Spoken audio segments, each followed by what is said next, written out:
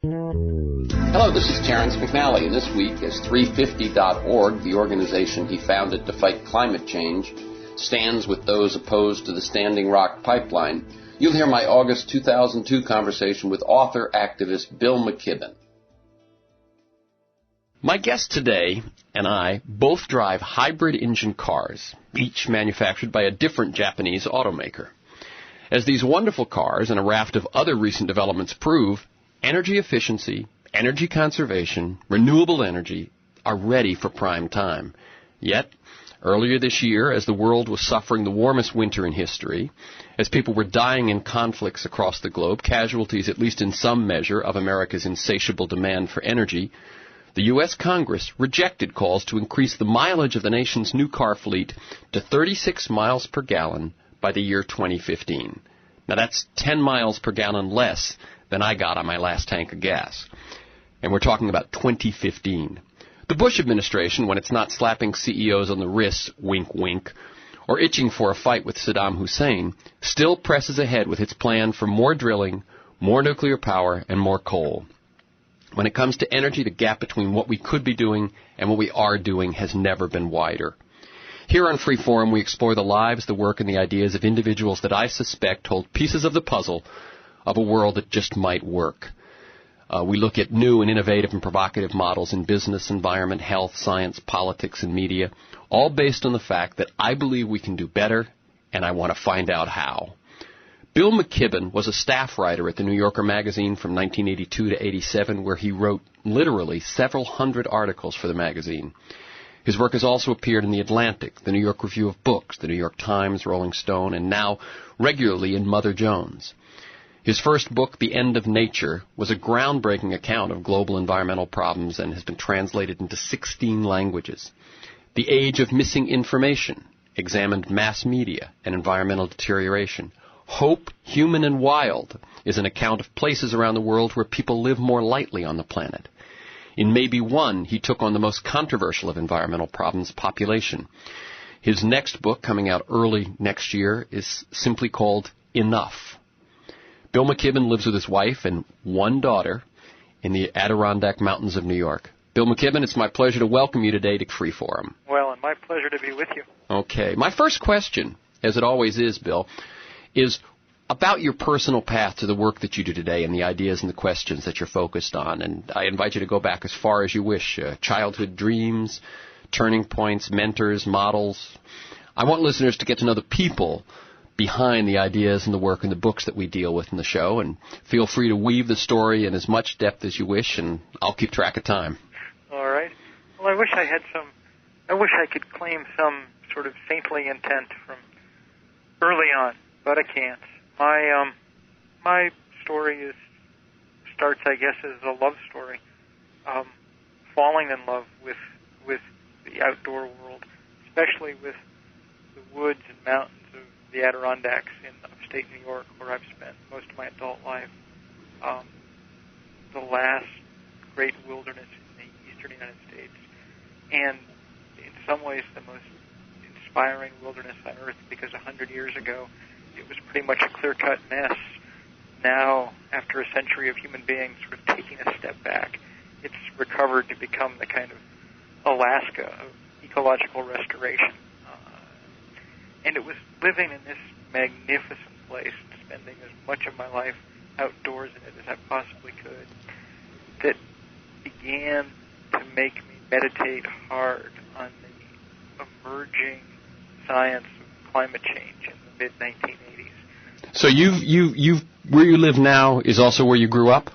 Not where I grew up, but where I moved as a young man. Mm-hmm. And it's as I say, where I've spent my adult life, most of it. And it's the landscape that means the most to me, that is deep inside of me.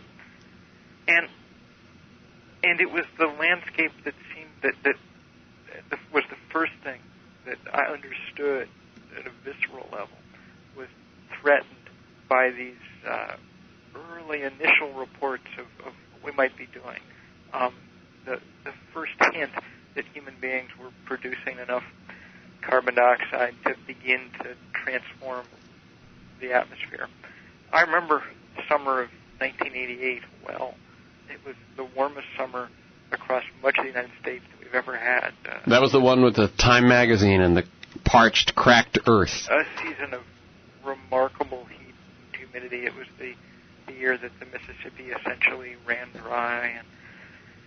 And that was the summer that I was working full tilt on the book that became The End of Nature, which was really the first book for a general audience about global warming. And the deeper into it I got, the more I understood that for me, this represented not only a deep practical problem that we would need to overcome, but more a kind of deep philosophical problem that maybe we wouldn't be able to overcome. The idea that human beings had now grown large enough in their numbers and their appetites to truly alter the most fundamental forces on the planet. Everything that happens on the surface of the planet is driven by climate, driven by how much solar energy is trapped within the atmosphere. The only things that aren't are volcanism and tectonic forces. But except for those, human beings were now materially influencing everything. The wind speed, the amount of rain, where ice and snow fell and where it didn't, the level of the seas, the progress of the position of forests and tree species and hence of animal species. This realization kind of fell on me like a ton of bricks. I remember reading a wonderful line by Thoreau, I think from the essay on walking, where he said that he could go half an hour's walk from his house and come to a place where no man stands from one year's end to another, and there, consequently, politics are not, for politics are but the cigar smoke of a man. Well, that idea of wild places is enormously important to me. Wilderness is in some ways where I feel most at home. And the recognition that in some sense there was no more wilderness. I can walk 5 minutes from my house and come to a place where no human being but me has, I think, ever stood. But if the temperature of that place, and hence its flora and its fauna, are being radically changed by the habits of human beings, then it's not really a wild spot anymore. And so those two things. Well, let me just stop in a second, Bill. That is an interesting point, the one you just made. You're saying that wilderness even is no longer immune to our No, our for effects. a long time, environmental damage was sort of where people happened to be living. It ended at the edge of our villages or our farm fields or something. In recent years, it's obviously gotten more widespread than that. Where we live in the late 70s or early 80s, people began noticing this phenomenon of acid rain, of coal, of the nitrogen and sulfur compounds in the smoke stream from coal-fired power plants in the Midwest drifting east and poisoning our forests. Global warming was the final step in that, the thing that takes it to the final global level. There's not a place on Earth you can go where we're not changing that place. In fact, through a sort of odd quirk of the physics of the Earth, the most remote spots on the Earth, the poles, are even more vulnerable to climate change than the rest of the planet, and that's where the largest temperature increases have been observed. Why is that? Well, it's a long explanation dealing with the spin of the Earth and how it is that drives weather. But temperature changes in parts of Antarctica have been on the order of 4, 5, or 6 degrees Fahrenheit increase over the last 50 years, and parts of Alaska and other parts of the far north have seen similar kinds of rises. I didn't even realize that. So, in other words, what we're talking about when we say the planet, a degree or two or something, what you're saying is that at those most vulnerable places it's higher, and of course that's where the melting of that ice can have an enormous effect on certainly coastal areas of the world. That's right. Okay, so as you were working on that book, you were at the same, I mean, I can imagine the situation actually got worse, or as your understanding of it got better. Well, I've had it's been the very odd past now almost 15 years since that book came out, because all the time I confess to being enough of an egotist to have had slightly mixed emotions. Every time that we have another one of these new record years, the temperature, we've had the 10 warmest years on record have all occurred in the years since I wrote The End of Nature. Every time we have one of those, on the one hand, I grieve and despair, and that's my main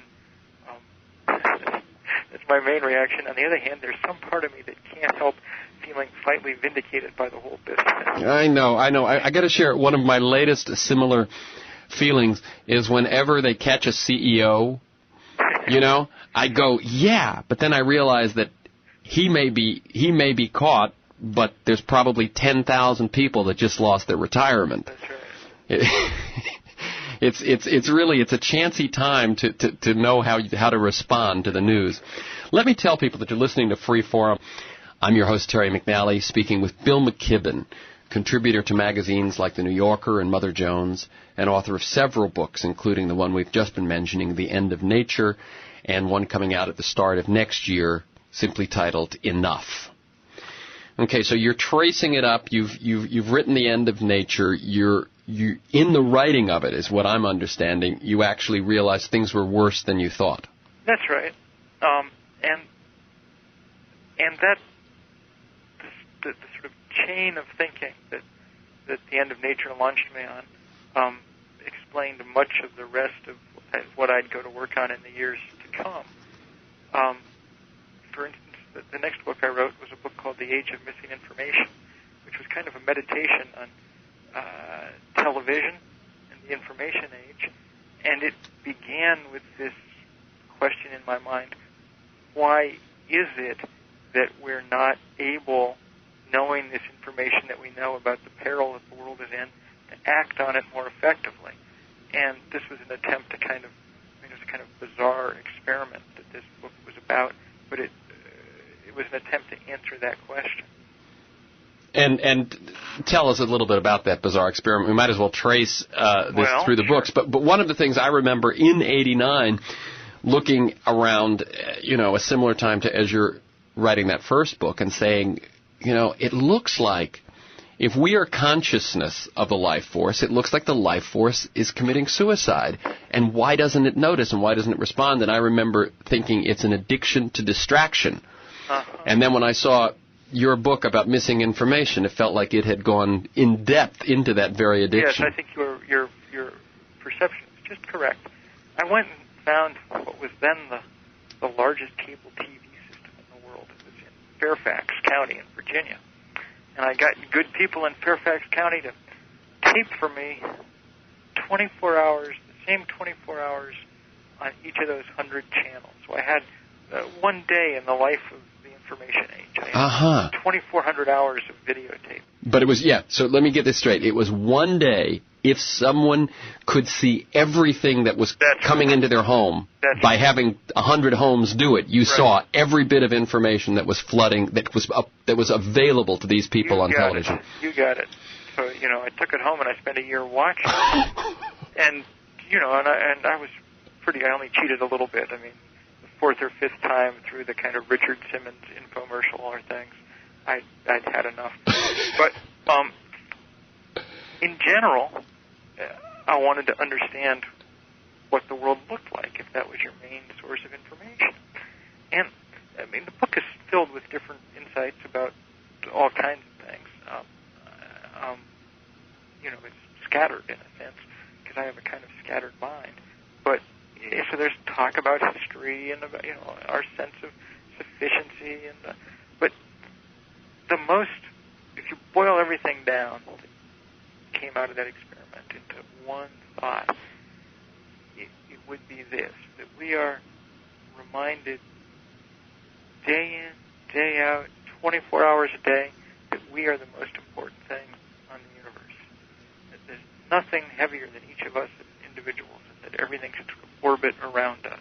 So when you say we, you mean... Each of us as individuals. That's right. Not only humanity and human beings. No, I mean, it would be fairly benign if it was actually society or something. No, it's that each of us as individuals, this bud's for you. And that's a very different way of looking at the world than human beings have had in the past. I mean, at other points in human history, something else. The tribe, nature, God, some amalgam of those things has been at the center of people's lives. And because they've had something else at the center, they've, among other things, been able to put certain limits on what they did.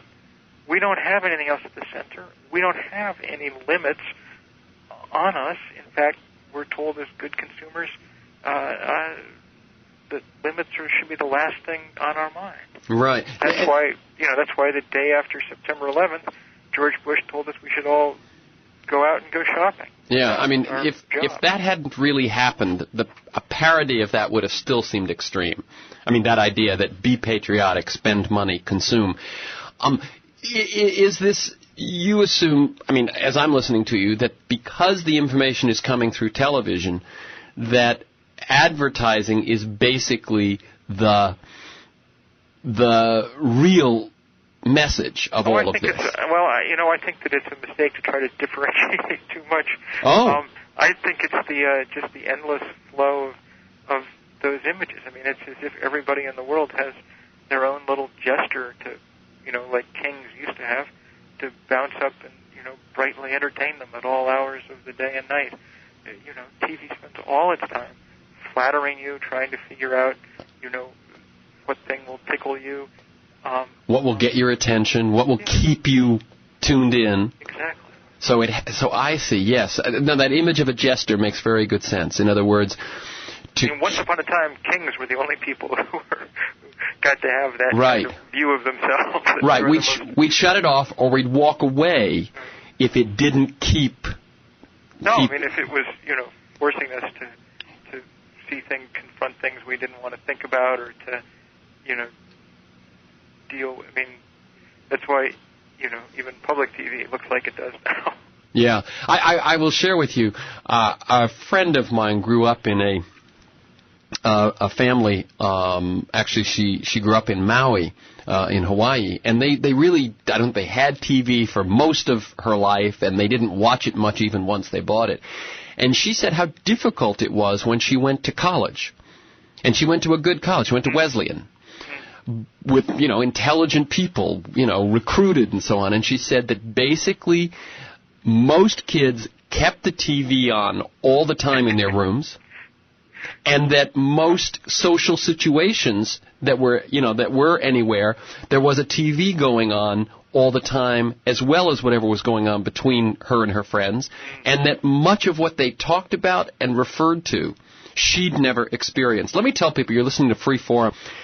I'm your host, Terry McNally, speaking with Bill McKIBBEN, contributor to magazines like New Yorker and Mother Jones, and author of several books. His first, The End of Nature, was one of the first books to really talk about global warming. It's been translated into at least 16 languages. He's done many since then, which, as he said, kind of all resonate somewhat with the realizations that book laid out.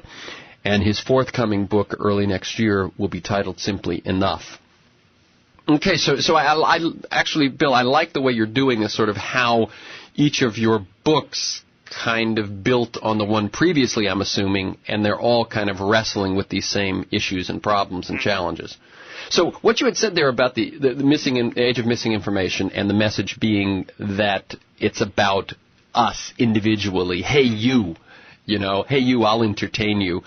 One of the notions that when I try to tell people, what would be something that would work, or what's missing, is an idea of circle of concern.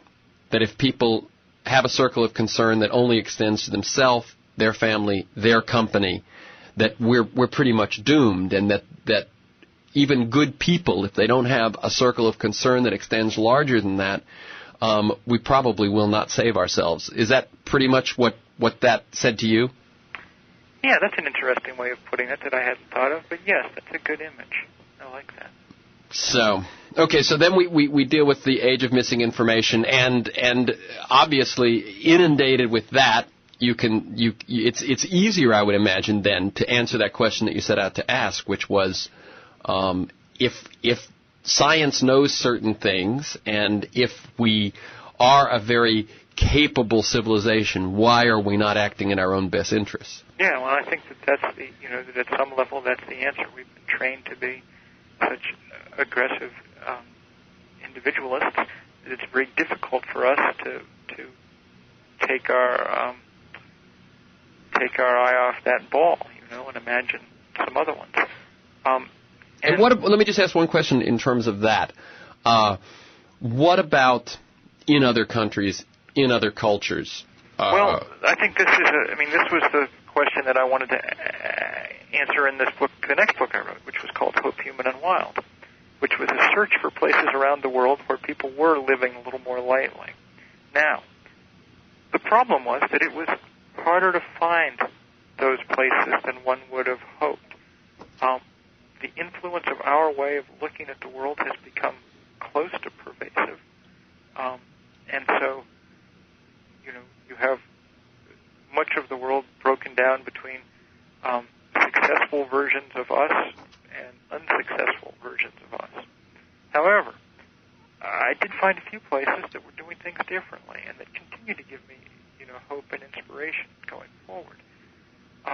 One of them, I spent a lot of time in a city in Brazil called Curitiba that I'm sure many of your listeners have heard about by now. Other people have since written about it as well. So let me remind people, the name of this book was Hope, Human, and Wild. And Curitiba is Curitiba? That's correct. Yeah. It's in the south of Brazil. The city now of nearly 3 million people. It's, by Brazilian standards, moderately well off. By our standards, it's poor. Income $3,000 or $4,000 per person per year, and yet it has good reason to claim that it might be the most livable city on earth, simply as a result of just very careful thinking and planning and developing. For instance, they have the finest public transit system in the world, almost entirely based on buses. These buses carry more people than the New York City bus system does each day. And they carry them faster than the New York City subway system carries people. That's pretty remarkable. The reason is that they've essentially built a subway system up on the street. They have big buses that can carry 400 people at a time, double-hinged buses, running down a lot of streets that are dedicated to buses. And as a result, everyone takes mass transit. Because of that, the system pays for itself with no tax subsidy or anything. And, probably more importantly, people in Curitiba use about 25% less fossil fuel than other Brazilians. Now, 25% is a big number. It's huge. It's not enough to stop global warming, but it's a lot bigger than all the other numbers that people talk about. It's a lot bigger than, say, the targets of the Kyoto Agreement or anything like that. And that they were doing this without any new technology, just by careful planning and thinking, captivated me. I wanted to understand how I want to ask you a little more about Curitiba, but I did want to say that is their bus system also have the computer thing that the bus can trigger the stoplights? Yes, Okay, so maybe, I don't even know if you're aware of this, but the city of L.A. has purchased many of those buses. And we now have two, and I'm saying this to listeners, if you've noticed those red, rapid, they say rapid on them, buses, they run the length of Wilshire, and then they run also the length of the valley, the San Fernando Valley. Those buses are a pleasure to take, and they're definitely based on the Curitiba model, and they have that computer hookup so that the bus, for the most part, can trigger the stoplights so that if you're on that bus, you will only stop to let on and put on passengers, and it's really a pleasure to ride on them. I recommend it to anyone, and it'll shake you up as to if you think L.A. is no place to ride a bus. That's great news, and it's a good reminder of that that we are plenty capable of doing these things. The technology and the ideas are all around us. It merely requires the political will. In the case of Curitiba, there was one man who was more responsible than anyone else, a mayor named Jaime Lerner, who was an architect, and who decided that Curitiba was not going to go the way of other cities around the world. And at what point, what was that? Early 70s. Mm-hmm. There wasn't going to be this sort of out-of-control urban renewal that was going to destroy their downtown. There had been a plan when he was elected mayor to basically bulldoze the whole center of town and put a elevated expressway through the middle of it, something that you have some familiarity with here in Los Angeles. He said, no, we're not going to do this. In fact, we're going to do just the opposite. We're going to turn the downtown into a pedestrian mall. Now, this was in 1970. The only pedestrian mall in the world, maybe, was kind of the old quarter of Munich, There was no South Street Seaport or Faneuil Hall Marketplace or whatever the Los Angeles equivalent of Third Street Promenade in Santa Monica. And so it was a remarkably daring thing to do, and he did it very quickly over the course of one weekend. He had every employee in the city, all the school teachers, everyone down there putting in cobblestones. So when people came to work on Monday, it was a done deal. Now, the local automobile club said, we're going to take this street back for the car, these streets back for the car. We're not going to allow this to happen. So they showed up the next Saturday. They were going to drive up and down this pedestrian mall. When they got there, instead of finding barriers in the way or policemen or any of the things that we would call on, they found that the mayor had the Public Works Department unroll a sheet of newsprint about a half mile down this main mall. And next to it, they'd put pots of paint all up and down the stretch, and there were hundreds of little kids out there drawing pictures. Well, the Automobile Club turned around and went home. When you say the Automobile Club, Bill, do you mean just a club that was local or part of the International Association of Automobile Clubs? Just all the local people who didn't, who were very into cars, didn't want to surrender the street. Yeah. Let me just say one thing to listeners that I've learned only recently. At the risk of sticking my neck out into a political situation here, many of us in America belong to auto clubs. It's been a lifelong thing that many do once they drive, once they have a car. You want to have that. Start your car. That's right. That's right. That when you leave the lights on, you want someone to come help you. One of the things that in the state of California is worth knowing is that is also a huge lobbying group, and that group may be lobbying with your dollars against your best interests. Oh, they are lobbying. I mean, it's one of the biggest lobbies in the country, and they're busy taking this money that you send in for your, jump start. They're using it to lobby for more highway funding. Right. Somehow that was what you had in mind. Exactly. And so I'm just saying to people, it's something that it is worth us paying attention to, because the collective money that we are putting into that against our own best interest is huge. And, I mean, as I said at the top of the show, Bill, you have a Honda Civic hybrid. That's right. And I have a Prius. And yet I'm, as a member of the Auto Club, lobbying probably against higher cafe standards, against rail, against these buses we've talked about, and so on.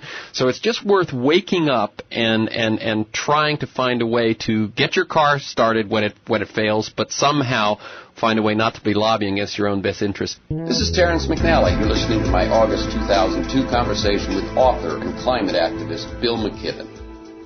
I'm Terry McNally. The show is Freeform, and our guest is Bill McKIBBEN, contributor to magazines like The New Yorker or Mother Jones on a regular basis these days, I've noticed, and author of several books, most with themes that relate to environmentalism and the quality of our lives. The first, the bestseller End of Nature, and the next, coming out early next year, simply called Enough.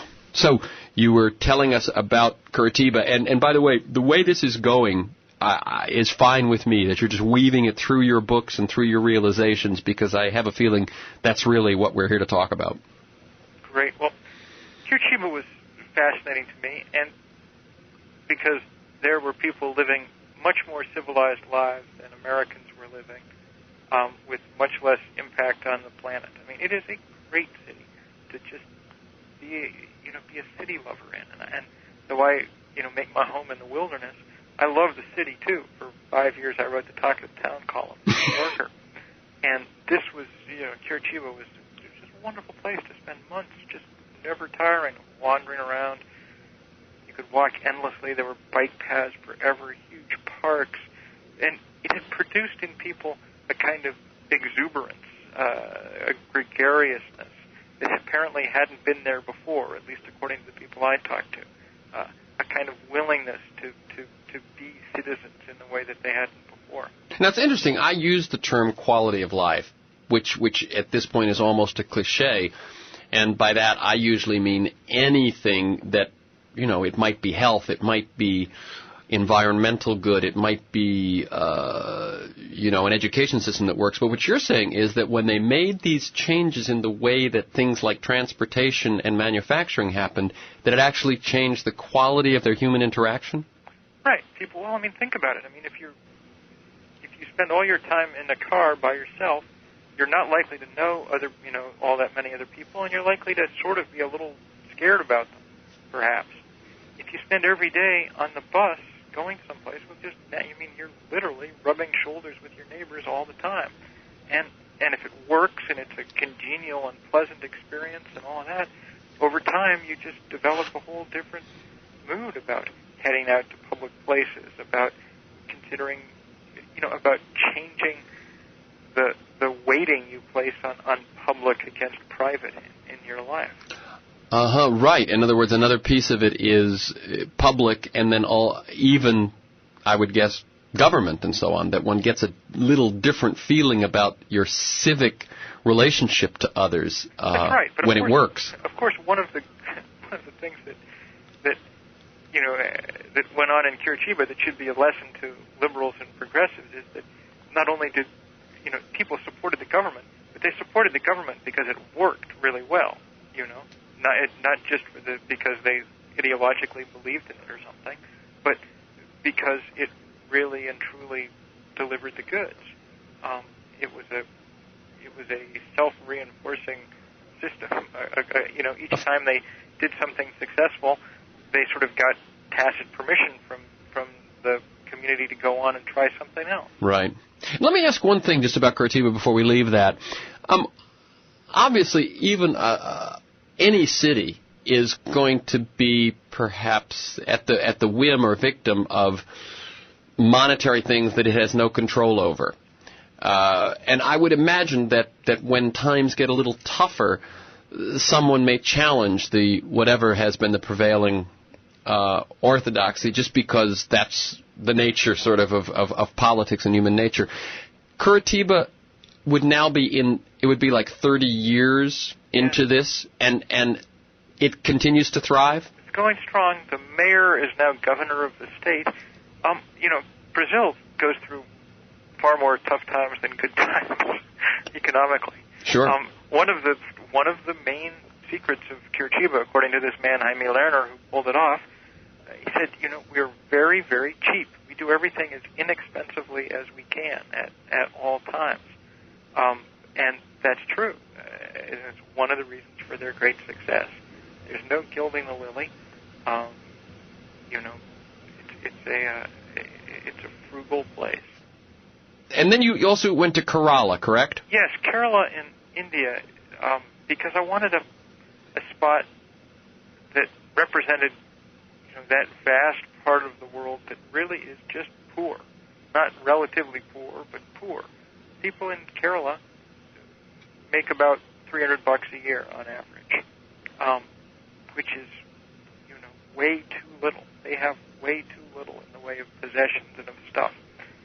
On the other hand, they make almost no impact on the world environment. They're not pumping carbon dioxide into the atmosphere. And what's astounding about the place is that when you compare it to all the other poor places on Earth, this province of 30 million people, an area, a population as big as California's, is statistically quite bizarre. Its life expectancy is about the same as that of America.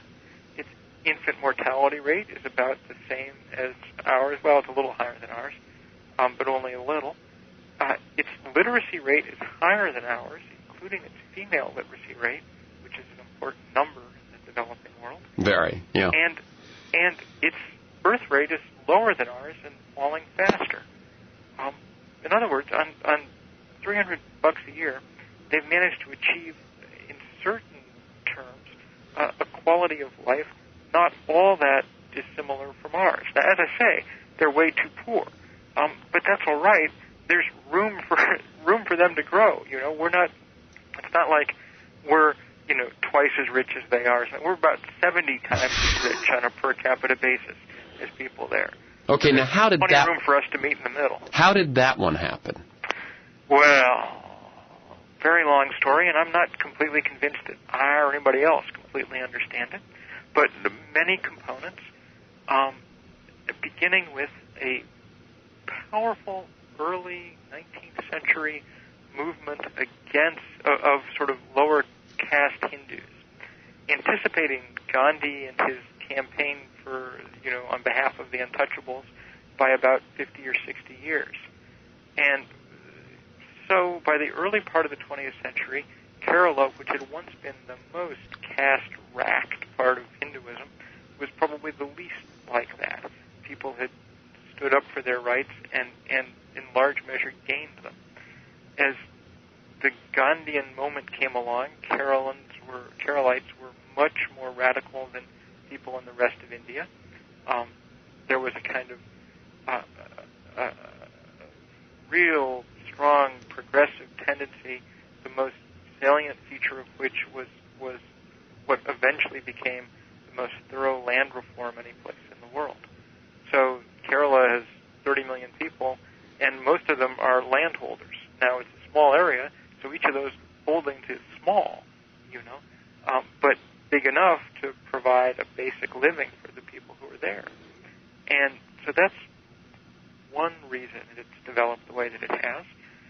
It had a long commitment to education. It dates back to Christian missionary times and to the efforts of the local princely rulers of the 19th century.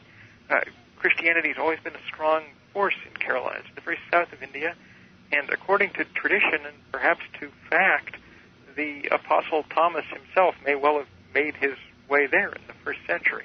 So it's been about 20% Christian, 20% Muslim, 60% Hindu, with a much stronger record of religious tolerance than any place else in India, another factor that's allowed it to achieve disproportionately. So, in other words, with neighbors not going along with its way at all, it has carved its own way of being? That's right. It's against all odds, and often having to fight the central government in India. Nehru was not happy about their land reform and things like that, in part because it made it clear how little was happening in the rest of the subcontinent. But they've managed to really do dramatic things. Now, it strikes me that this book, which I have to say is not nearly, did not nearly get the press and notice that The End of Nature or even maybe one did, seems to me to be a very hopeful book for people to take a look at. Well, hopeful, yes and no. I mean,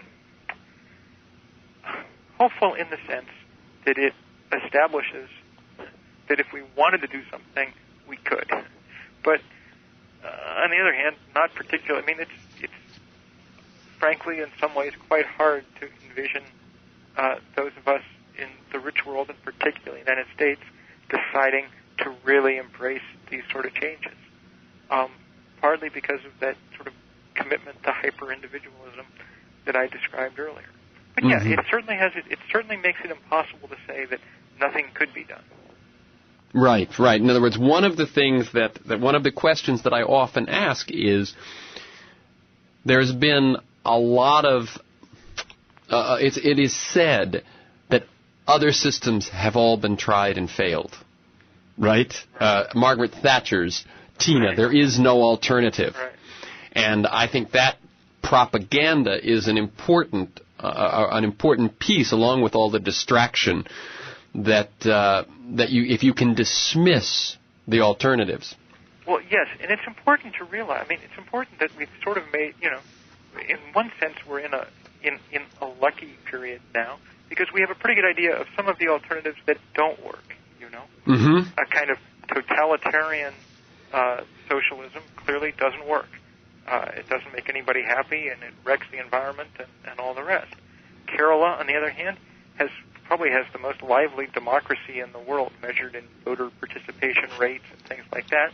It's elected left governments with communist party heads on and off since the Second World War, and it's unelected them too at very frequent intervals. And it's shown that in that kind of atmosphere, those sort of ideas can thrive. So I think I think in some ways we're in a potentially good moment. We don't need to be distracted by, the fight against, evils like the Soviet Union or whatever. We can get down to work on things that really do have some kind of future. Let's jump then to the present. The one question I want to ask, and then kind of I have a aim for the rest of we've got about 16 minutes. What is the book you're working on now, Enough? What is that? It's a book about the next great set of threshold technologies that we need to deal with, in particular human genetic engineering, which I think are as much of a, quite aside from whatever their practical dangers may be, represent the greatest sort of philosophical threat that we've ever had to deal with. The possibility of erasing human identity, undermining all human meaning. It's the only challenge that seems to me as scary and thorough as climate change. Uh-huh. I wouldn't, it's funny, from that title, I wouldn't have got that. By the way, are you aware of Richard Heinberg's book, Cloning the Buddha? I don't believe I am. Huh. Heinberg's an interesting writer. I've had him on the show before, and he one of his books was called A New Covenant with Nature, and but one on cloning the Buddha is the sort of the moral impact of biotechnology. Oh, good. Well, so give it a look. Yes. So let's look at our present situation. The article that I alluded to at the top was an article in the current Mother Jones, in which you, as an owner and driver of a hybrid, and I'm one as well, you look and you say, this is so possible. I have nothing but good to say about that car, and even of people's reaction to it.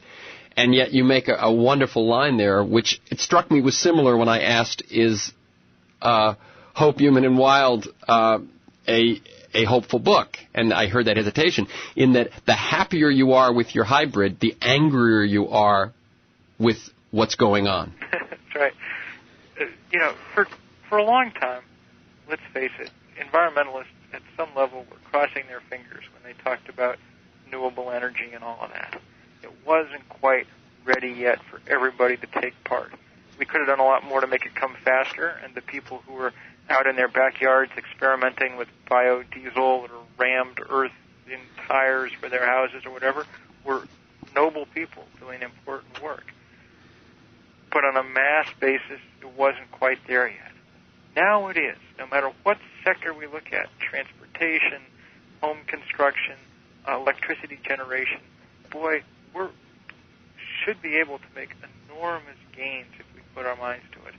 But we've had a distinctly bipartisan effort since 1990 to do nothing about climate change or carbon reduction. And we're now in the truly disastrous administration that seems bent on not only ignoring the problem, but on sort of willfully making it worse. Yeah, let me share with you an image that I had when two oil men were elected to the White House. I had this image of the 20th century, kind of a hand reaching up from the grave, and trying with its last breath to strangle us here in the 21st century, as if, I'm not going without a fight. And it feels like that to me. Absolutely. That even they can see the inevitability at some point. Oh, no, everyone knows, the oil companies know, everyone knows that 50 years, 60, 70 years from now, we're not going to be powering ourselves with fossil fuel. If we haven't run out of them, the environmental problems will have become so unbelievable that no one will have anything to do with them. The only question is, how long does the transition take? They would like it to take as long as possible because they're making plenty of money at the moment, and they have these large fixed investments in oil wells and pipelines and things that they want to wring every last penny out of. So that, they're perfectly happy if that transition takes 50, 60 years. Those of us who look at the carbon levels in the atmosphere know that we got 10, 15 years to jumpstart, catalyze, accelerate this transition so that we're off oil before, by 2020, 2025, 2030. If we're able to do that, then it's possible the temperature changes we face will be merely horrendous and perhaps not cataclysmic. Yes. And that's got to be our task. And, we can do it now. We see where the technologies are coming from. We see parts of Europe that are really beginning in earnest to do this work. And yet, we're not getting off the dime. The one place that seems to be starting is California. Yeah. And, good for Gray Davis to sign that bill. Good for the legislature to get it through, mandating increases in gas mileage. Let's hope that it really works and stands up to appeal and is faithfully carried out by the administrators in California. If it does, it's the first break in the dam in this country, and it'll really get us somewhere. Well, let me tell people again, you're listening to Freeform. I'm Terry McNally speaking with Bill McKIBBEN, author of, it seems like there's a Mother Jones article about every other month lately, and books from The End of Nature to Maybe One and so on, and a new one coming out next year called Enough. California also, in addition to that, has a climate registry, that's setting up already to at least be ready for emissions offsets and so on, if that's put into place. And it's interesting that this, when you talk about Kerala as being 30 million, basically we're this 30 million, but we're the fifth largest economy in the world, having passed France recently. And that we have to go it alone it's so discouraging, and yet, as you say, it's good that there's someone willing. Yes, and in fact, it's not alone. There are states and localities across the country that are beginning to do interesting things, and they're beginning to do them in part because it's become so clear that Washington can't, that Washington, on a bipartisan basis, is just gridlocked. But, the only, by far the best champion of all this stuff in Washington right now is Jim Jeffords from Vermont, who's neither Democrat nor Republican. I hadn't thought of that, but you're right. My man for president. But, so if you look around the country, you see places beginning to do interesting things. Salt Lake City, which we do not think of as a bastion of progressivity, has announced that it's going to meet the Kyoto targets on its own. Seattle, the same. Things are beginning to happen. The question is, how do we make them happen fast? And what do you say on that? I think that it's, above all, a political question. Mm-hmm. I think that, it's important for people to go out and buy hybrid cars when they can, and it's even more important for them to make sure that they're electing legislators that understand how important it is to give tax breaks for hybrid cars and start that process right away. And the same thing with electric generation, and with energy conservation, and so on and so forth.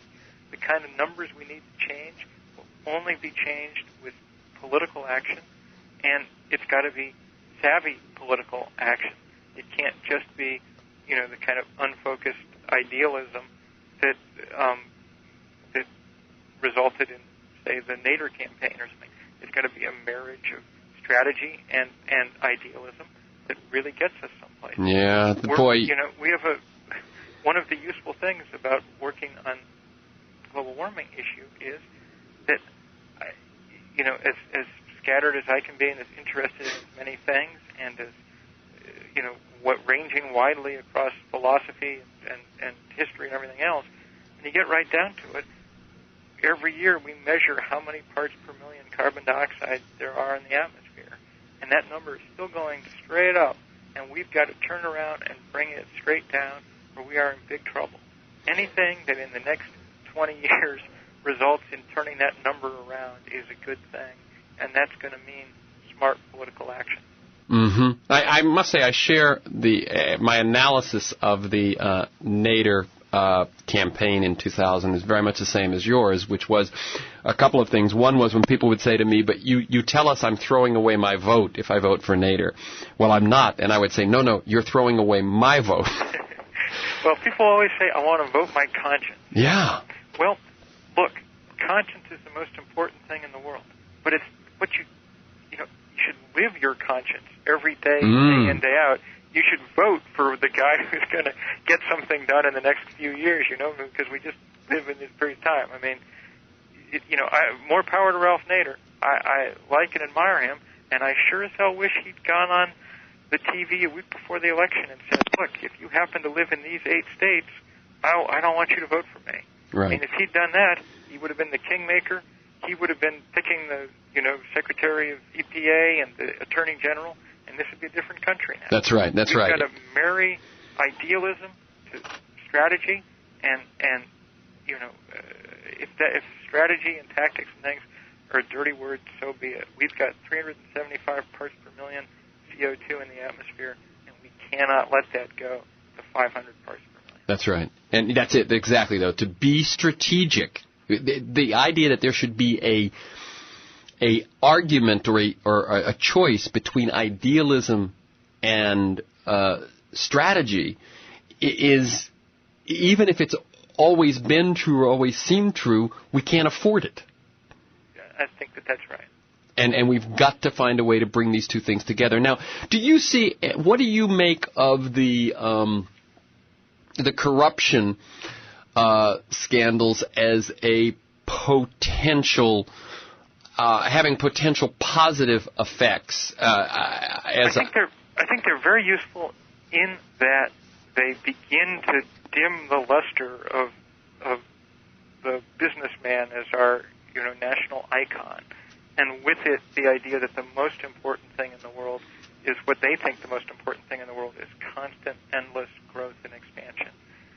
By tarnishing that halo, it will allow some other halos potentially to shine and people to get some more interesting ideas about what we might be aiming for.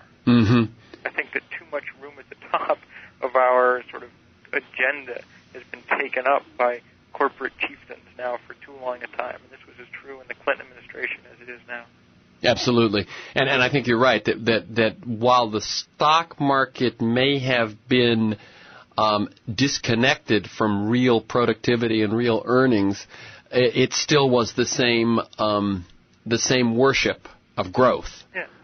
And that as I think, if I were to say two things I hear, one is the elevation of individualism and your own, just being true to yourself and your interests on the one hand, and then endless growth on the other, that those two things together are probably as describe the American culture as much as anything, and they are ultimately suicidal. I'm with you. Absolutely. Yeah. So what, if you could, again, we've got about 3 minutes. What are the things, if we could leave people with hope, what are the things that you're seeing, as you said, Salt Lake City, Curitiba, give us some more stuff. Around the world, wind energy is the fastest growing form of electric generation. Grew 31% around the world last year. It started from a small base, but that's a good number. And it's precisely the kind of number we could build on. We could build on in this country. We're beginning to do it. There are proposals for wind plants and things coming online in a lot of places, sort of following Jerry Brown's pioneering work there in the hills and valleys of California. Right. I think you say in your article that the winds across our plains could fuel the entire country? The DOE, Department of Energy, estimated that if you took just the good wind sites in only the Dakotas and Texas, you'd generate twice as much electricity as the U.S. uses. The numbers are astounding. That is astounding. Sooner or later, we'll wake up to the fact that, we're washed in wind every day and in sunshine.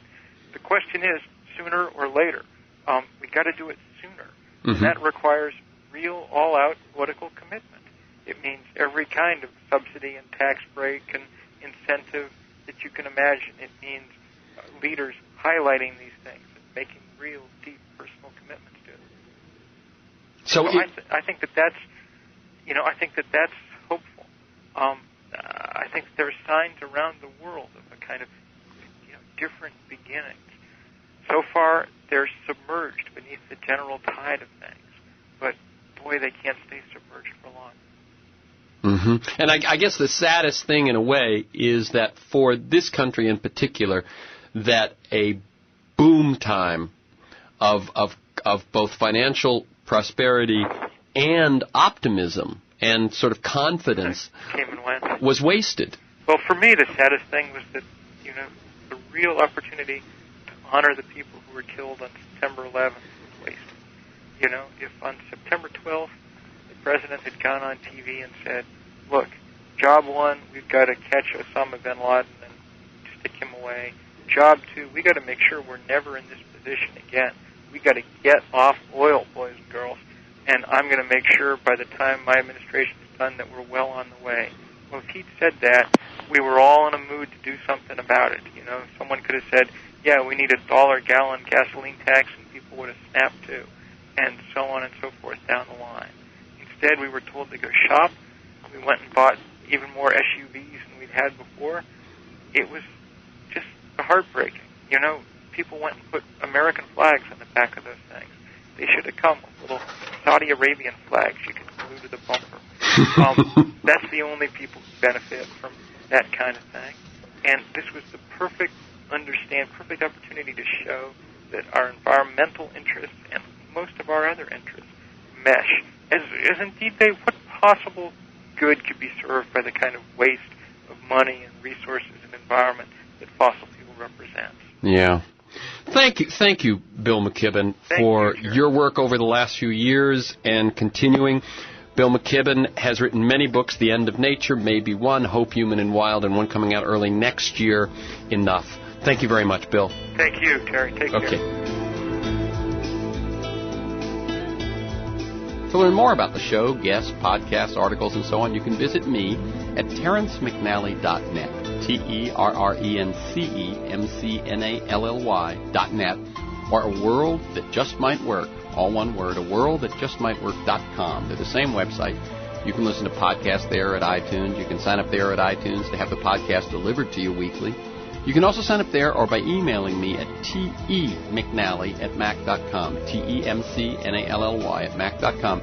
Get my weekly email telling you who's going to be on, what we're going to talk about, and 3 or 4 articles of background. You can also check out Free Forum with Terrence McNally on Facebook and follow me on Twitter at McNallyTerrence. You've been listening to Free Forum, and this is the Progressive Voices channel on TuneIn.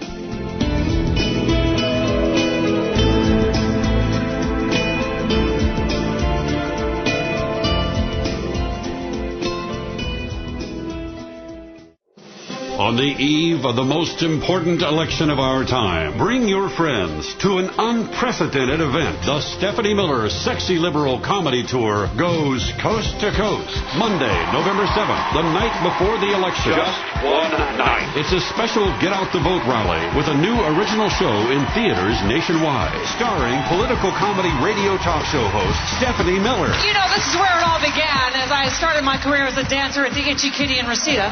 Sirius XM host John Fugelsang. If you're comparing gay marriage to bestiality, you're not a First Amendment hero. You're a guy who thinks way too much about bestiality. And hilarious comedy duo Frangela. So you're backed up and you're blacked up. Just one night. It's a special Get Out the Vote rally for this very important election. Find your local theater and purchase tickets at fathomevents.com. Monday, Election Eve, November 7th. In theaters. Get your Sexy Liberal Comedy Show tickets now at fathomevents.com.